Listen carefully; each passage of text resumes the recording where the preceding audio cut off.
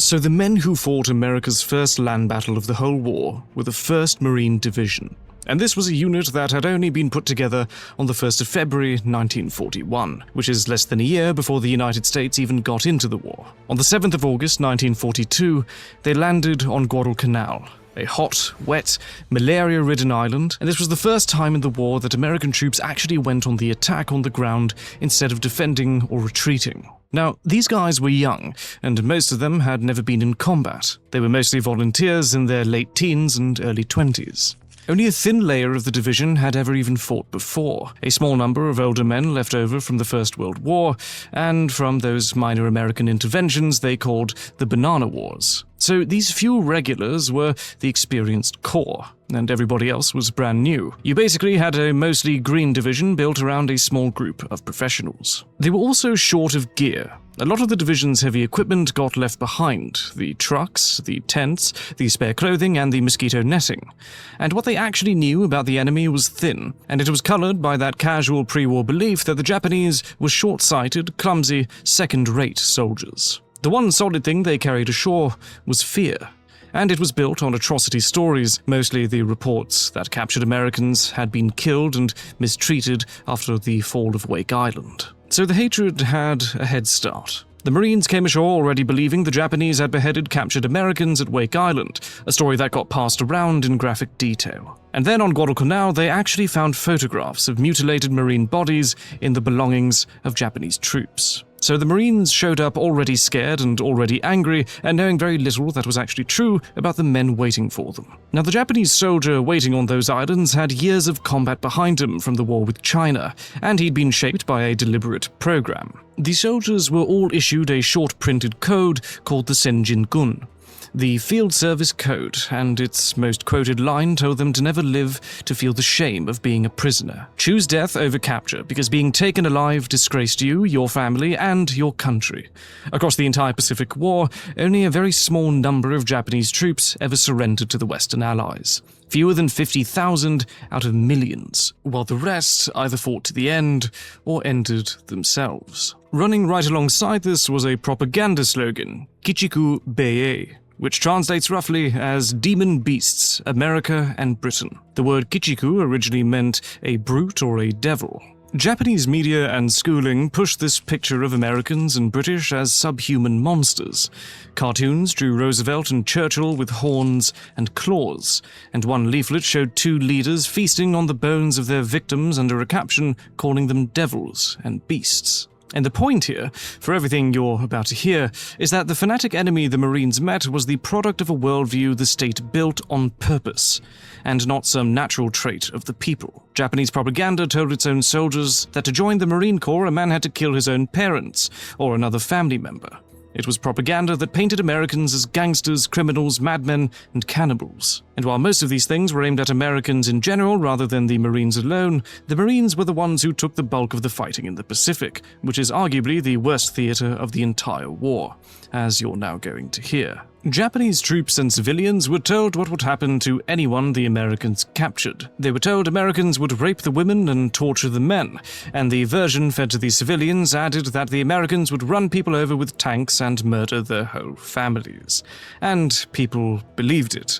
Prisoners questioned later said so plainly. So these things that were about to happen when the Marines came to the Japanese islands are now going to make sense. And here's the strange part. The same propaganda that called the Americans demons also called them soft, spoiled, cowardly, and unwilling to fight in the rain or at night. So the enemy was somehow both a monster and a weakling. When the two sides actually met, both of those pictures broke at once. The Marines had expected an ordinary enemy, one who would pull back or give up once he was clearly beaten.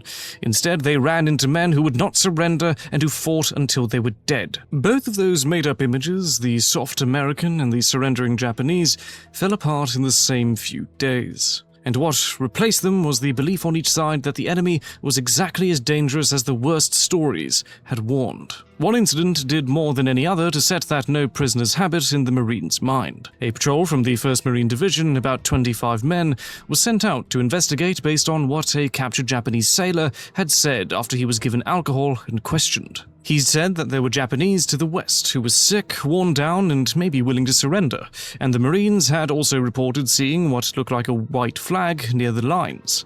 The patrol came ashore close to where it had been warned not to go, and it got pinned down and wiped out through the night. Only 3 men survived, swimming back to the Marine lines, and some of them reported seeing bodies hacked with blades at first light.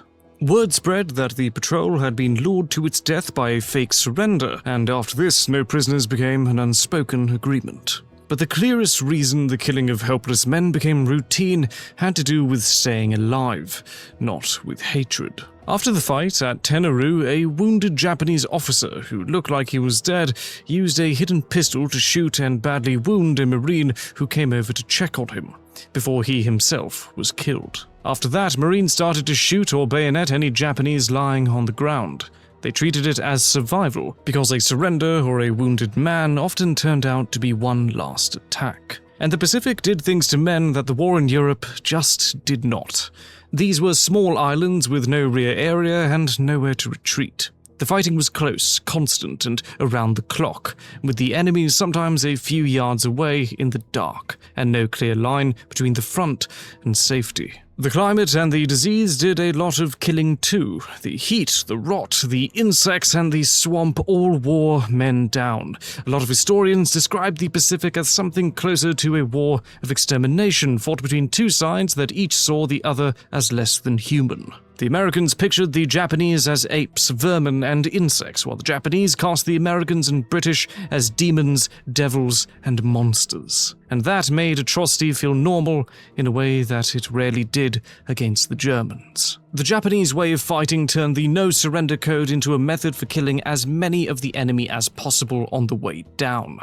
Japan had signed, but never ratified, the 1929 Geneva Convention, which is the international agreement on how you treat prisoners, and they treated surrender as shameful. In 1942, the army actually changed its own criminal law so that an officer who surrendered the troops under his command faced prison no matter the circumstances. That put surrender pretty close to desertion in the eyes of the law, and in practice this produced tactics built around death. Soldiers would fake a surrender to draw the Americans out into the open and then start shooting. Wounded men would hold grenades and set them off when American troops came over to help them, so even just trying to give aid could get a man killed. Japanese soldiers would deliberately shoot at the medical corpsmen and the stretcher bearers, which was widely reported. The massed banzai charge, named for the battle cry, worked the same way, and so did Goettge, the wider idea the Japanese called the shattering duel, meaning honorable total destruction. Not as some clever maneuver, but as a way to take as many Americans into death with them as possible. And because the fake surrenders and the grenade attacks were real, refusing to take prisoners could be defended as just staying alive. But the line kept moving without anyone really deciding to move it, from refusing risky surrenders to shooting men who were genuinely giving up. And then there was finding the bodies of Marines who'd been mutilated by the Japanese. The Marine answer was to stop taking surrenders. For the first 2 years after America got into the war, Allied troops were often unwilling to accept a Japanese surrender at all. Surrendering men were sometimes killed at the front or on the way to the rear, and it ran the other way too, with mutilation of the Japanese dead by the Americans. Men reportedly wore Japanese ears on their belts within the first days, and gold teeth got pried from the dead, sometimes from men who weren't yet dead. The most common trophies were gold teeth, then ears, sometimes noses or hands, and sometimes whole skulls that were boiled clean and then kept or traded. This trophy-taking was real, and it was common enough to alarm the High Command. When Japanese remains were returned from the Mariana Islands decades later, a large share came back with the skulls missing, taken as trophies. And the reason it felt normal goes back to the home front. These men had grown up through years of propaganda that drew the Japanese as monkeys, rats, and insects, and to a generation taught to see the enemy as an animal,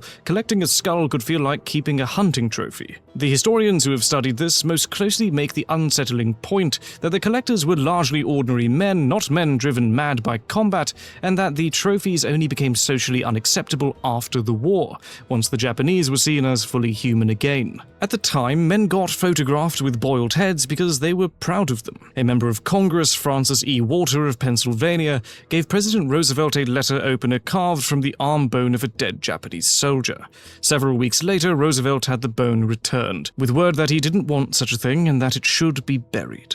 The flow of bones was heavy enough that it actually became a customs matter, and the command had in fact tried to stop it with a Pacific Fleet order in September 1942 that banned using any part of the enemy's body as a souvenir. Japan noticed all of it, and took it as a symbol of American barbarism, which caused a real shock and anger, and sharpened that picture of the American as a demon. And the civilians who had been taught all of this were living on the next islands, right in the American path. Saipan was the first invasion of an island full of Japanese civilians raised on these monster stories, with a garrison that was ordered to die. Saipan was different because it was full of families.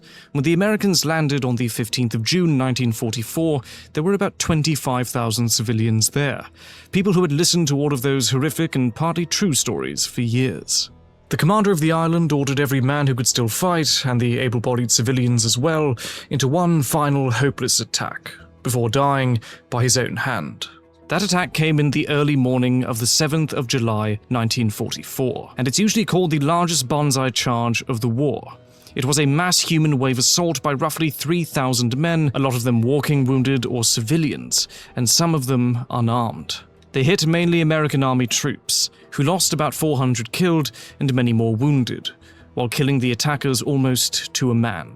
So the soldiers were almost all gone, but the island's tens of thousands of civilians were still there. At the northern tip of Saipan, near a place called Marpi Point, the civilians began taking their own lives rather than be captured. They jumped from 2 high cliffs, whole families waded into the surf to drown, and some even used grenades. The actual estimates run from a few hundred to several thousand, and the cruelest part was what the Marines did. Once they understood what was happening, they brought up interpreters with loudspeakers, promising the civilians they wouldn't be harmed. They even put already surrendered Japanese on these same speakers to beg the others not to jump. A lot of them jumped anyway, and there was film footage of it. Now, on those infamous islands, the Japanese fought from the caves, the pillboxes, and the bunkers. So flamethrowers, explosive charges, and sealing caves up with the men still inside became the standard answer to those tactics whenever the enemy wouldn't come out. There were many Japanese civilians in those caves too, and the US Marines had no way of knowing who was still inside when a cave got sealed or burned with the flamethrower. So this brutality wasn't something that only monsters did. It was something the Pacific did to nearly everyone in it. And Okinawa was all of it at once, and far larger. It's a populated home island prefecture of Japan, and when the Americans landed there on the 1st of April 1945, there were hundreds of thousands of civilians. The Marines and soldiers who fought there, all the way through to the end of organized resistance on the 22nd of June, were by now veterans of every horror the islands had produced so far. The civilian death toll was enormous.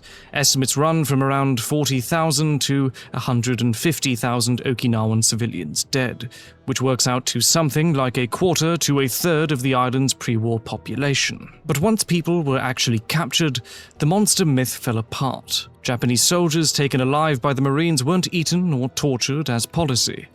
They were fed, given medical care, questioned, and held as prisoners. Civilians on Saipan and Okinawa who came in were put into camps, fed and cared for. And the documented cannibalism in the Pacific actually ran the other way. On Chichijima, a small island, Japanese officers executed 8 captured American airmen, and 4 of the dead were partly eaten. The veterans went back to ordinary civilian life carrying their souvenirs, which then sat in trunks and attics and got forgotten. And those souvenirs keep surfacing every now and then. Souvenir skulls are still being turned over to the authorities and sent back to Japan.